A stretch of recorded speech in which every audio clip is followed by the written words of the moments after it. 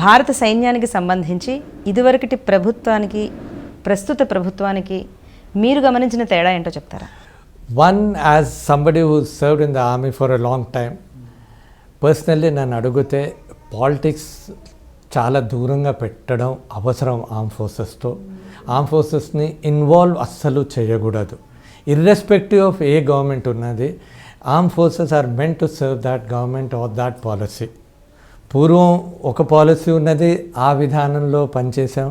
తర్వాత పాలసీ వచ్చింది, ఆ విధానంలో దాని కింద పనిచేయడం అన్నది అవసరం ఉంటుంది.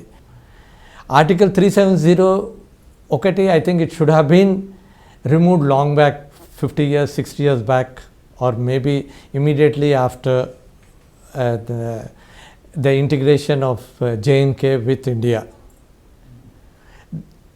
Even culture in Kashmir, what we talk or what we think of today and what it was in 80s or even 70s is totally different. మన అప్రోచ్ కొంతవరకు అంత కరెక్ట్ కాదేమోనని అనిపిస్తుంది.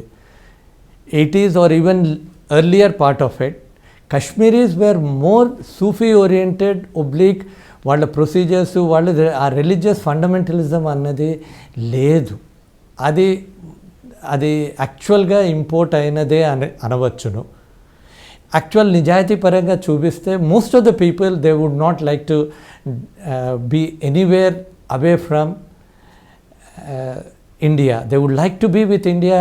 అండ్ నార్మల్ అడిగిన వాళ్ళు నేను కశ్మీర్ నేను కమాండ్ చేసింది 2003 to 2004 కశ్మీర్లో ఉన్నాను. దానికన్నా ముందు నేను ఉత్తరప్రదేశ్లో ఉన్నాను. కామన్ మ్యాన్ ఉత్తరప్రదేశ్లో ఆ Lalitpur one of the most backward ఏరియాస్లోను, కశ్మీర్లోనూ ఉన్న సామాన్యుడు ప్రాబ్లమ్స్ అవే, వాడి సొల్యూషన్స్ అవే, ప్రతి ఒక్కళ్ళే అవే చూస్తారు.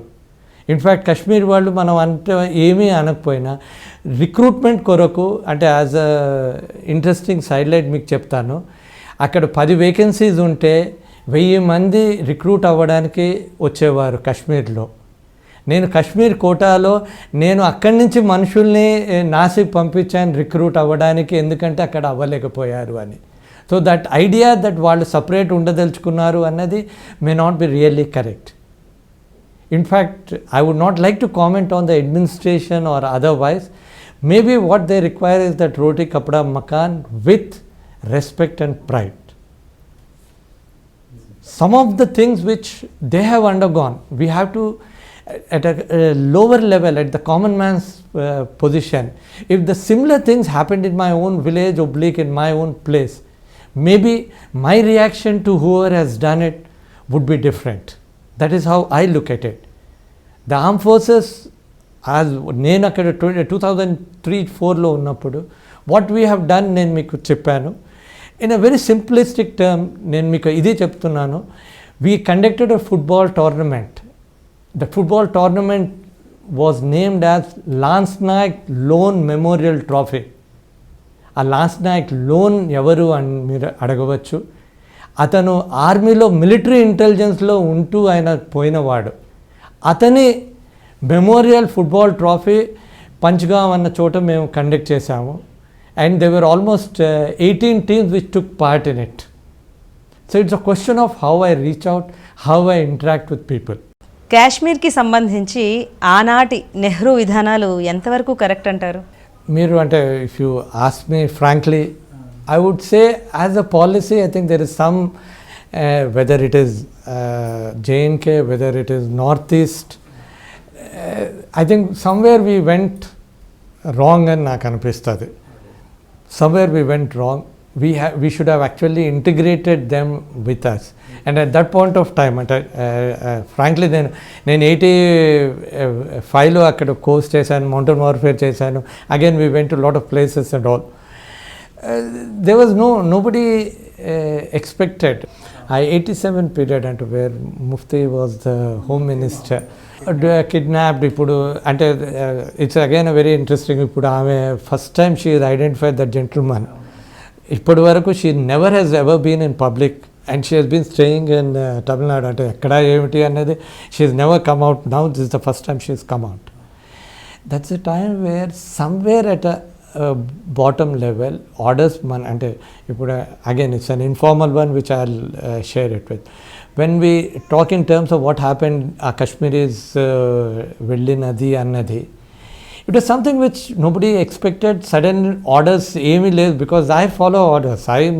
అంటే ఆమె సడన్గా వెళ్ళేసి నేను ఎక్కడో వెళ్ళేసి కూర్చోవడం అన్నది nowhere it takes place, especially in the Indian Armed Forces. That is what I am imbibed with. So they suddenly thought that कहीं आज़ादी मिल जाएगा, something of that kind will take place. They took it for granted. And then again the change which I will tell, when 2003 we went there, and 99, and when I look at what happened in Kargil, and 2003 when I was again interacting with people, some of those people later were in very high positions in the government there. He said that after Kargil we were very sure that there is no way India is going to be separating out. But as I look at it, politics anandi, economic development anandi, funds anandi, there is always an interest to keep this thing bubbling, whether it is here or maybe on the other side. The only unifying factor, you can record that also, the only unifying factor in Pakistan, unfortunately, becomes Kashmir. Otherwise, all of them are having their own personal views. Each state has its own personal one.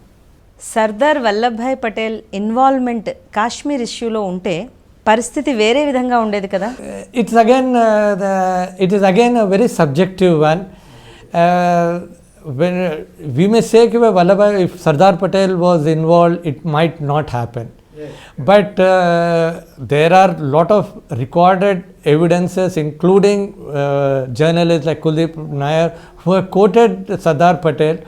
That time pre-independence, I am talking in terms of when things were to be there, even Sardar Patel did not realize the importance of Kashmir.